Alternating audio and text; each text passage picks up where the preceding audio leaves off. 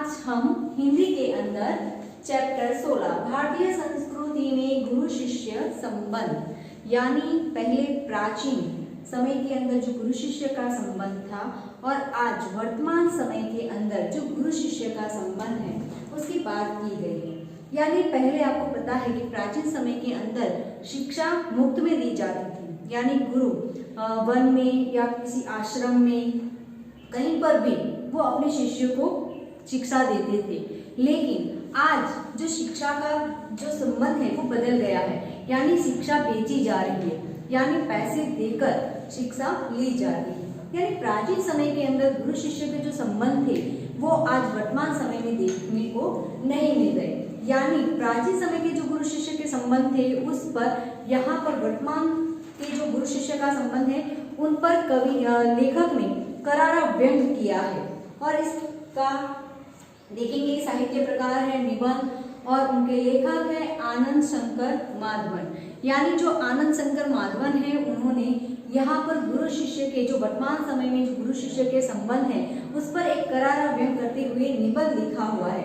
Europe में शिक्षा को बेची जाती है, यानी एक व्यवसाय बनाया गया है, क्योंकि व्यवसाय से ही यहाँ पर शिक्षा दी जाती है, यानी पैसे दो और शिक्षा प्राप्त करो। तो यहाँ पर इस निबंध को पढ़ेंगे, लेकिन उससे पहले हम लेखक का परिचय प्राप्त करते हैं।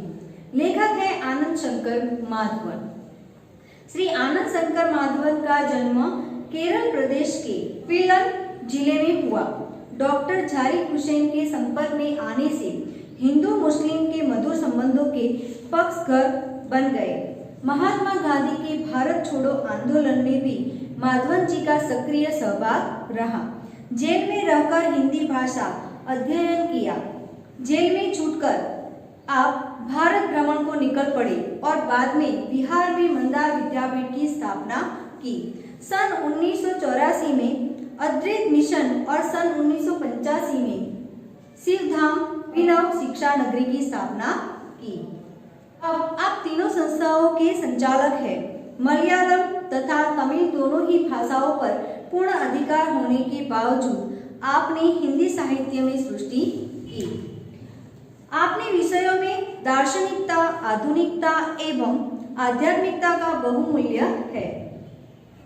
यहाँ पर माधवन जी ने प्राचीन गुरु शिष्य की जो गरिमा है, गरिमा को स्पष्ट करते हुए वर्तमान गुरु शिष्य की जो संबंध है उस पर करारा व्यंग किया है। यानी उन्होंने बताया है कि वर्तमान समय के अंदर गुरु और शिष्य का संबंध कैसा है और प्राचीन समय में गुरु और शिष्य का संबंध कैसा था। तो इस चैप्टर को पढ़ेंगे और साथ में समझने का प्रयत्न करेंगे। हमारे समाज में व्यावसायिक संस्कृति का बोलबाला है। यहाँ पर बोलबाला शब्दार्थ के साथ में देखते हैं। शब्दार्थ है बोलबाला।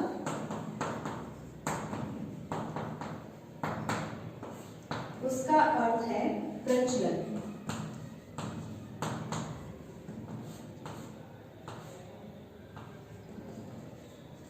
यानी हमारे समाज में व्यावसायिक संस्कृति का बोलबाला रहा है। यानी हमारे समाज में आपको पता है कि जो व्यावसायिक संस्कृति है उसका बोलबाला रहा है। यानी बाहर की जो संस्कृति है उसको हमने हमेशा अपनाया हुआ है। इसी कारण गुरु शिष्य संबंध में परिवर्तन आया है। यानी उसके कारण ही गुरु और शिष्य के संबंध में परिवर्तन देखने को मिल रहा है। पहले विद्यालय मंदिर के समान माने जाते थे। यानी पहले जो विद्यालय हुआ करते थे वो विद्यालय मंदिर के समान पवित्र माने जाते थे। शिक्षा देना एक आध्यात्मिक अनुष्ठान था। यानी जिस तरह से हम भगवान का अनुष्ठान करते हैं उसी तरह किसी को शिक्षा देना और शिक्षा लेना एक अनुष्ठान माना जाता था। वह परमेश्वर प्राप्ति का ही एक माध्यम था। यानी पहले जो गुरु अपने शिष्य को जो शिक्षा देते थे उसके द्वारा वो भगवान की प्राप्ति करवाते थे, यानी भगवान से उनका मिलन करवाते थे। पैसे देकर शिक्षा खरीदी नहीं जाती। आज स्थिति बिल्कुल बदल गई है और अब शिक्षण कार्य पेट पालने का साधन बन गया है। यानी पहले के जमाने में क्या था कि पैसे देकर शिक्षा खरीदी नहीं जा सकती थी। आपको पता है कि आपने भी देखा होगा कि राजा महाराजाओं के बच्चे और जो भी हैं, आपने कृष्ण भगवान की जो सीरियल में भी देखा होगा कि कृष्ण भगवान और जो गरीब लोग के बच्चे हैं वो भी एक साथ में ही वन के अंदर जो शिक्षा कार्य दिए थे गुरु, उनके वहां पर जाकर वहां रहकर वो शिक्षा प्राप्त करते थे। यानी राजमहल के जो सुख वैभव है उनको त्याग कर कर वो वन में रहकर ही शिक्षा प्राप्त करते थे। आपको पता है कि राम भगवान ने भी अपने भाइयों के साथ वन में रहकर ही शिक्षा प्राप्त की थी। यानी पैसे देकर शिक्षा प्राप्त नहीं की जा सकती। लेकिन आज शिक्षण का कार्य बिल्कुल उल्टा हो गया है। यानी आप जितने पैसे देते हो उसके अनुसार आपको शिक्षा प्राप्त होती है। जिसे भारतीय संस्कृति कहा जाना चाहिए वह आज भारतीय मानसिक स्थिति में क्रियाशील नहीं है। आज इस प्रकार की अव्यवस्थित व्यावसायिक संस्कृति व्याप्त है जिसकी जड़ शायद यूरोप में है। भारतीयों के सार्वजनिक व्यवहार में गुरु शिष्य संबंध का भी तदनुरूप परिवर्तन हो गया है। यहाँ पर शब्दार्थ देखते हैं, तदनुरूप।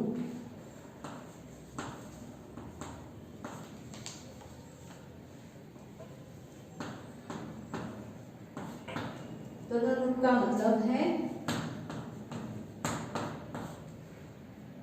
उसके अनुसार। यानी कहने का मतलब है कि जिसे भारतीय संस्कृति कहा जाना चाहिए, यानी जिसे भारतीय संस्कृति कहा जाना है, जो शिक्षण कार्य है, जो भारतीय संस्कृति उस पर टिकी हुई है, उसे जो शिक्षण कार्य करना है, लेकिन आज उसकी स्थिति में क्रियाशील, यानी उसमें बहुत बड़ा परिवर्तन आया हुआ है। क्योंकि आपको पता है कि पहले के जो गुरु शिष्य के संबंध थे और आज के गुरु शिष्य के जो संबंध है वो अलग प्रकार के देखे जा रहे हैं। भारतीयों के सार्वजनिक व्यवहार में गुरु शिष्य संबंध का भी तदनुरूप परिवर्तन हो गया है। यानी भारतीयों में सार्वजनिक जो व्यवहार है उसमें गुरु शिष्य के जो संबंध है वो भी उसके अनुरूप हो गए। यानी जिस जैसा गुरु वैसा शिष्य और जैसा शिष्य वैसा गुरु। यहाँ गुरु वेतन भोगी नहीं होते थे और न शिष्य को ही शुल्क देना पड़ता था। यानी पहले प्राचीन समय के अंदर क्या हुआ करता था कि जो गुरु होते थे वो वेतन भोगी नहीं होते थे। शब्दार्थ है वेतन भोगी।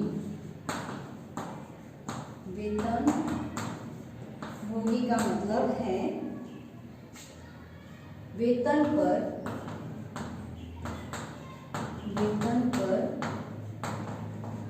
गुजारा करने वाला।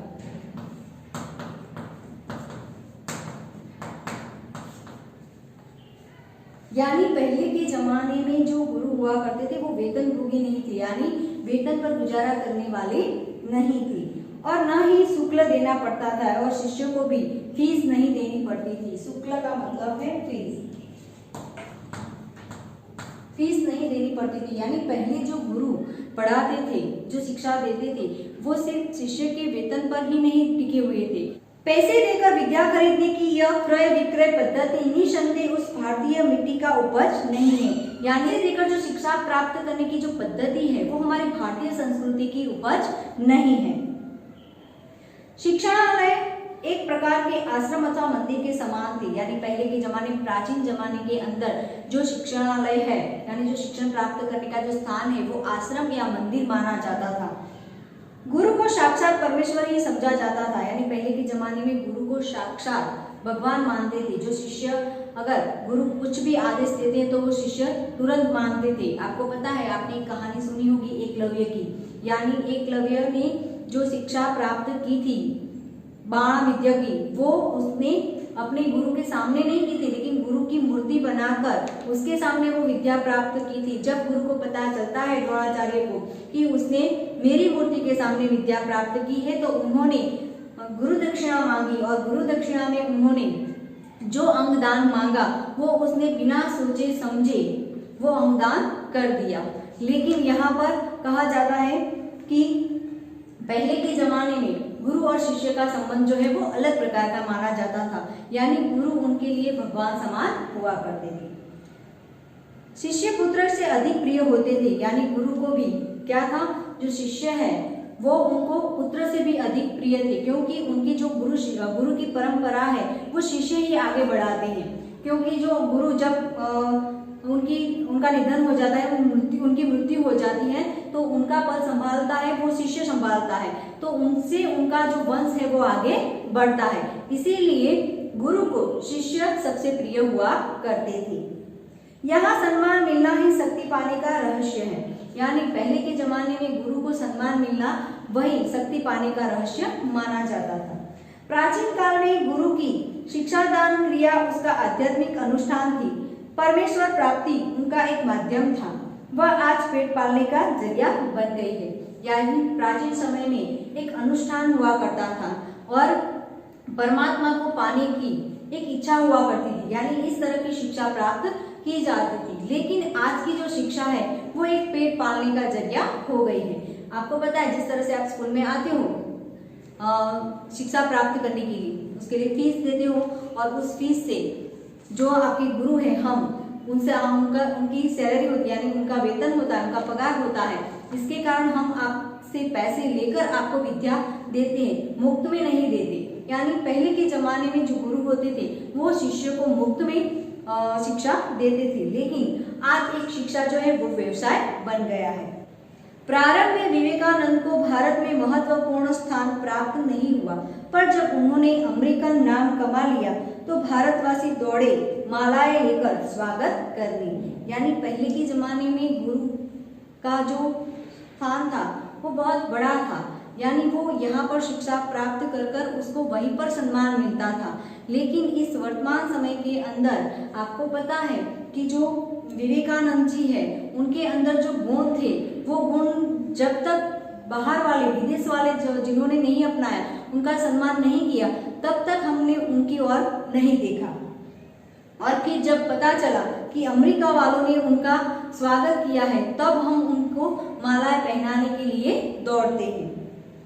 रविंद्रनाथ ठाकुर को भी नोबेल पुरस्कार मिला तो बंगाली लोग दौड़े यह राग अलापते हुए, अमारदेव ठाकुर अमारदेव कठोर सपूत। यानी जब रविंद्रनाथ ठाकुर को भी पुरस्कार मिला तब उनके जो बिरादरी के लोग हैं तब वो उनको जानने लगते हैं और तब वो कहते हैं कि वो हमारा सपूत है, वो हमारा पुत्र है, वो हमारी बिरादरी का मान है। दक्षिण भारत में कुछ समय पहले तक भारतनाट्यम और कथकली को नहीं पूछता था, पर जब उसे विदेश में मान मिलने लगा तो आश्चर्य से भारतवासी सोचने लगे, अरे हमारी संस्कृति में इतनी अपूर्व चीजें पड़ी थी क्या। यानी जो भरतनाट्यम है, कथकली है, आज हम डांस सीखने के लिए जाते हैं, लेकिन जो हमारे प्राचीन समय का जो ज्ञान है, जो संस्कृति है, उसे हम नहीं सीखते। यानी जो भरतनाट्यम है, कथकली है, वो हमारी प्राचीन संस्कृति है, लेकिन उसे हम नहीं मानते। लेकिन जब विदेश में उनको मान सम्मान मिला, विदेश के लोग उसे अपनाने लगे, तब हमें पता चला कि हमारे देश के अंदर भी इतनी अच्छी चीजें हैं। यहाँ के लोगों को अपनी खूबसूरती नहीं नजर आती, मगर पराये के सौंदर्य को देखकर मोहित हो जाते हैं। यानी हमारे देश के लोगों की एक बहुत बड़ी बात है कि उन लोगों को अपने देश की जो खूबसूरती है वो नजर नहीं आती, लेकिन पराये देश की जो सौंदर्य, जो खूबसूरती है वो हमें तुरंत मोहित कर देती है। यानी आपको पता है कि विदेश में से सब लोग हमारे भारत देश के अंदर इमारतें देखने के लिए आते हैं, प्राचीन धरोहर जो है वो उसे देखने के लिए आते हैं और अच्छी तरह से उसे देखते हैं, समझते हैं। लेकिन हमारे पास इतनी अच्छी कला होने के बावजूद भी हम उसकी सुंदरता को नहीं देख सकते। लेकिन अगर हम पराये देश में जाते हैं और वहां पर कुछ सौंदर्य दिखते हैं तो हमें वो अच्छा लगता है।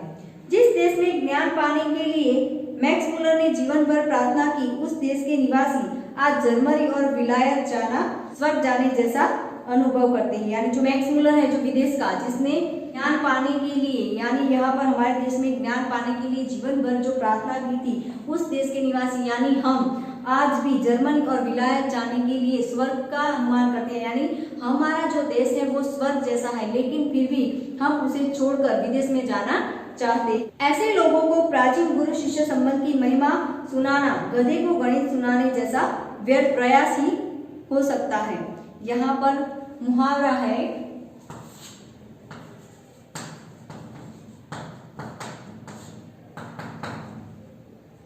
गधे को गणित सुनाना, गधे को गणित सिखाना, गधे को गणित सिखाना का अर्थ है व्यर्थ प्रयास करना, प्रयास करना। यानी कहने का मतलब है कि ऐसे लोगों को प्राचीन गुरु शिष्य संबंध की महिमा सुनाना गधे को गणित सिखाने जैसा व्यर्थ प्रयास ही माना जाता है। यानी जिन लोगों को विदेश का मोह है, जो विदेशी भाषा को समझते हैं, विदेशी संस्कृति को जो समझते हैं, उन लोगों को हमारे देश की जो प्राचीन गुरु शिष्य के जो संबंध है वो समझाना व्यर्थ है। यानी यहाँ पर जो करारा व्यंग किया है कि गधे को गणित सिखाना, यानी उनके सामने व्यर्थ बातें करना जैसा माना जाएगा, क्योंकि उनके समझ में नहीं आएगा। अगर आप गधे को कुछ पढ़ाने के लिए जाओगे तो उसके समझ में नहीं आएगा। तो उसी प्रकार यहाँ पर जो वर्तमान समय के जो लोग हैं उसके आगे हम प्राचीन समय के जो गुरु शिष्य की बात करेंगे तो ऐसा माना जाएगा कि गधे को गणित सिखाना यानी व्यर्थ प्रयास करना। यानी ऐसे लोगों के सामने गुरु शिष्य के संबंध के बारे में अगर हम बताएंगे तो भी वो व्यर्थ माना जाएगा। तो यहाँ तक हमने इस चैप्टर को पढ़ने का प्रयत्न किया। आगे दूसरे पार्ट के अंदर आगे नेक्स्ट वीडियो में हम आगे का चैप्टर देखेंगे। Thank you very much.